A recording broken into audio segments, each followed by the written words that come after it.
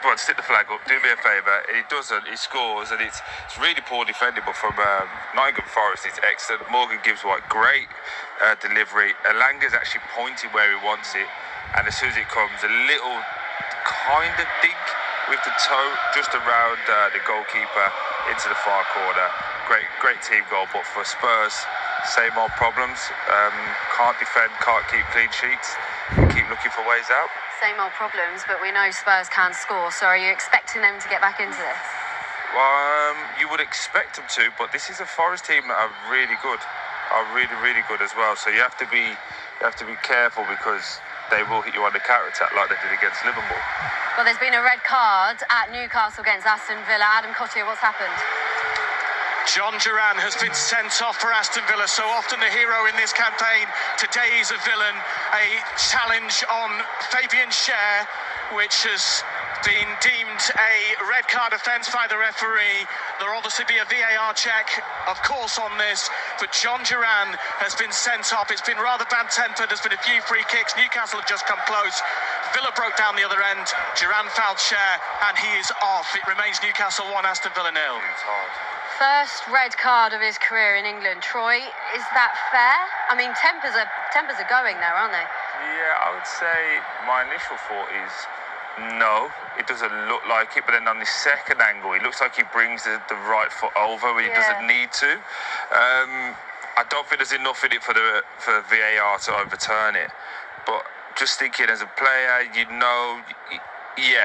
that right leg over, he can miss him if he wants to, but he chooses to let the studs go into Schär and then through his back. So unfortunately for him, it's a red card, and a lot of work for Aston Villa now. You could see him kicking the pitch, couldn't you, when he was walking off? He's not happy at all. Let's get some details on another Swansea City goal, Molly Stevens. Well, this is quite frankly astonishing football from Swansea City. Dominant throughout this game so far. Just have a look at those possession stats. It's Gonzalo Franco this time, off his right foot, bang smack in the middle of the goal, staring down Paul Nardi, the QPR keeper. They are running riot here. Swansea City 3, QPR 0. Mark Webber, what's happening at Southampton West Ham? We have stopped the game for 2 minutes at 0-0 so far, Betty. Concerning scenes as Lucas Fabianski is being placed onto a stretcher after he went into a challenge with Nathan Wood and fell onto the ground. Now, Nathan Wood has got a yellow card for that. I haven't seen a replay of the actual challenge.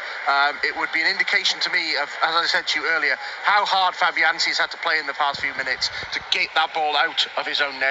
I think he's put his body very much on the line here, and he is being placed onto the stretcher now. On the subs bench, Alphonse Areola getting himself ready to take his place.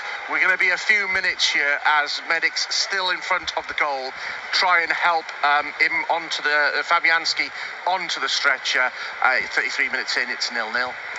OK, well, Middlesbrough leading 3-0 against Sheffield Wednesday. Let's get details on that third goal from Shojo.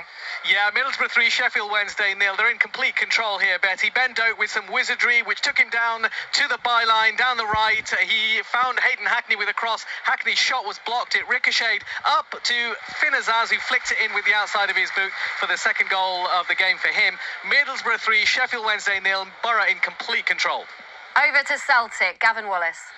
We've just actually restarted the game. There was it's 0-0 just now. There was a medical incident in the stand up to our right-hand side with a supporter. They have been taken out now, so the game has restarted. To be honest, though, we've not really had much in the way of chances. There was a great chance for Celtic just a minute or so before the game stopped, as two Motherwell players collided with each other. Adam Ida ran a good half of the park, slid in Dyson Maeda, and the Japanese frontman was one-on-one with Ashton Oxford, the former Norwich goalkeeper, out smartly, and the ball looped up and then was cleared away by the running in Motherwell defenders. But it is 0-0, and this is more Christmas pudding than Christmas cracker.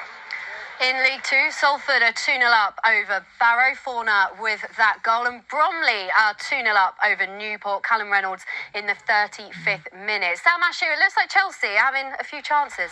Yeah, and Fulham are playing really risky football, Betty. They keep playing it out from the back, and Chelsea keep winning it in dangerous areas. Moises Caicedo looks so comfortable in the middle of the park. We talk so much, don't we, about Cole Palmer, but there's an argument that Caicedo is Chelsea's most important player. As Alex Iwobi breaks down the left-hand side, let's see if he can put the ball in and create a dangerous chance for Fulham. They have struggled so far in this game, if I'm being completely honest, but they do have a chance now, and it comes to no avail. So it remains Chelsea 1, Fulham 0.